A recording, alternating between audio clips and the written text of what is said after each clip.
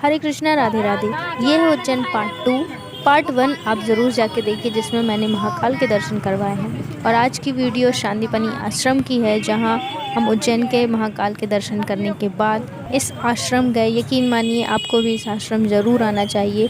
यहाँ श्री कृष्ण, सुदामा और बलराम तीनों ने शिक्षा ग्रहण की। प्राचीन उज्जैन अपने राजनीति और धार्मिक महत्व के अलावा महाभारत काल की शुरुआत में ही शिक्षा प्रतिष्ठित केंद्र रहा है। भगवान श्री कृष्ण और सुदामा ने गुरु सांदीपनी के आश्रम में नियमित रूप से शिक्षा प्राप्त की थी।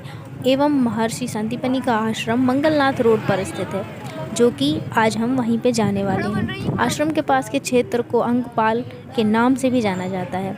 माना जाता है कि ये स्थान भगवान श्री कृष्ण द्वारा अपनी लेखनी को धोने के लिए इस्तेमाल किया गया था।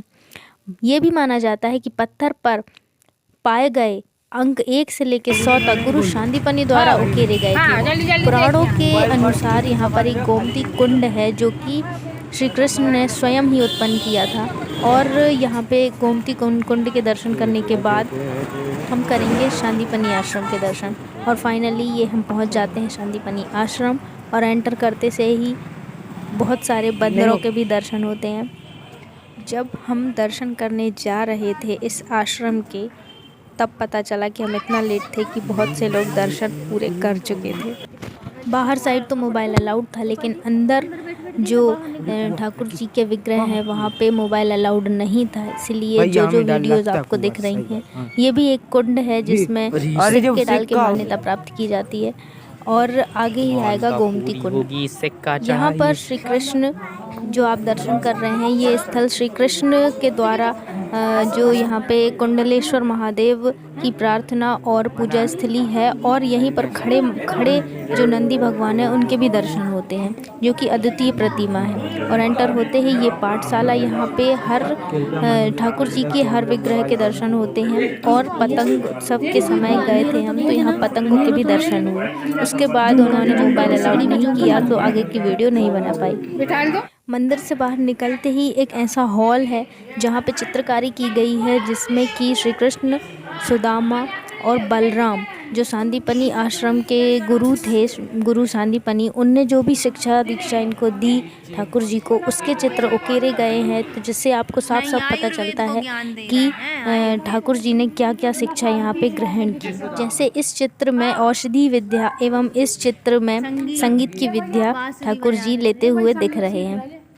चित्रकारी इतनी अनूठी और क्लियर दिखती है कि आपको यहाँ कुछ नहीं पढ़ना पड़ेगा, ना कुछ समझना पड़ेगा। चित्र देखकर ही समझ आता है कि कृष्ण भगवान ने कितनी सारी शिक्षा दीक्षा ग्रहण की। और ये आता है भगवान श्री कृष्ण द्वारा प्रकट हुआ गोमती कुंड। ये गोमती कुंड उस समय जल की पूर्ति किया करता था, जो कि श्री ठाकुर जी कृष्ण भगवान के द्वारा प्रकट किया गया कुंड है। और यहाँ देख के ऐसा लगता है कि वृंदावन के गोवर्धन परिक्रमा मार्ग में जो कृष्ण कुंड और राधा कुंड के दर्शन होते हैं, बिल्कुल स्पष्ट इसी तरह से दृश्य वहाँ का भी है। इस कुंड के बाजू में जो 64 विद्याएं श्री कृष्ण और बलराम एवं उनके प्रिय मित्र सुदामा ने जो 64 विद्याएं 64 कलाएं सीखी थी, उस चित्र के दर्शन होते हैं। जैसे ही आप देखते जाएंगे, आपको स्पष्ट समझ में आएगा कि यहाँ किस किस विद्याओं के ठाकुर जी ने 64 दिन में 64 विद्याओं की 64 कलाओं शिक्षा ग्रहण की। इतनी देर तो गोपाल जी अंदर रह ही नहीं सकते डोलची में, इसलिए वो बाहर आकर अपनी पुरानी यादें ताज़ा कर रहे हैं।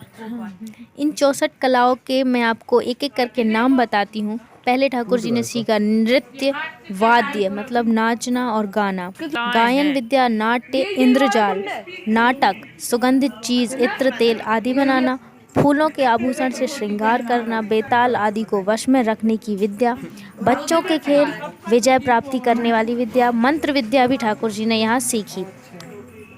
रत्नों को अलग अलग प्रकार के आकारों में काटना, कई प्रकार के मात्र का यंत्र बनाना, सांकेतिक भाषा बनाना, और ठाकुर जी ने जल को बांधना, बेल बूटे बनाना, चावल और फूलों को पूजा में उपहार के लिए कैसे रखा जाता है, ये भी ठाकुर जी ने यहाँ सीखा।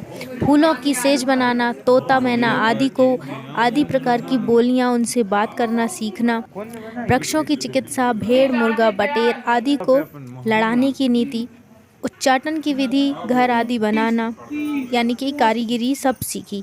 गलीचे, दरी आदि बनाना, बढ़ई की कारीगिरी, पट्टी, बेंत, बाण आदि बनाना यहाँ ठाकुर जी ने सीखा। पलंग बनाना भी ठाकुर जी ने यहाँ पर सीखा। हाथ की पूर्ति के काम, चाहे जैसा भी वेश धारण करना हो, सब वेश हमारे यहीं सीखे थे हमारे जो ठाकुर जी। तरह तरह के पीने के पदार्थ बनाना, बहुत सारी क्रीड़ाएं, समस्त छंदों का ज्ञान, वस्त्रों को बदलने की विद्या, दूर के मनुष्य या वस्तुओं का आकर्षण, हार, माला आदि सब बनाना ठाकुर जी ने यहाँ सीखा। कठपुतली बनाना, नाचना, प्रतिमा आदि बनाना यहाँ सीखा। बालों की सफाई का कौशल, मिट्टी के बर्तन बनाना। इन शॉर्ट समझ लीजिए इसी आश्रम से हमारे ठाकुर जी सर्वगुण संपन्न हुए। यहाँ के दर्शन करते करते रात हो चुकी थी और समय था महाकाल कॉरिडोर के दर्शन करने का, जो कि वीडियो पार्ट 3 में आपको देखने मिलेगा, महाकाल कॉरिडोर, तो उसे भी देखना ना भूलें। तो आज हमने दर्शन किए उज्जैन के शांदीपनि आश्रम के और इन 64 कलाओं के भी। मिलते हैं नेक्स्ट वीडियो में, तब तक के लिए हरे कृष्णा, राधे राधे, हरि बोल।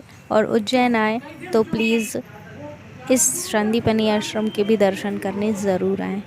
राधे राधे, हरे कृष्णा, श्री कुंज बिहारी, श्री हरिदास।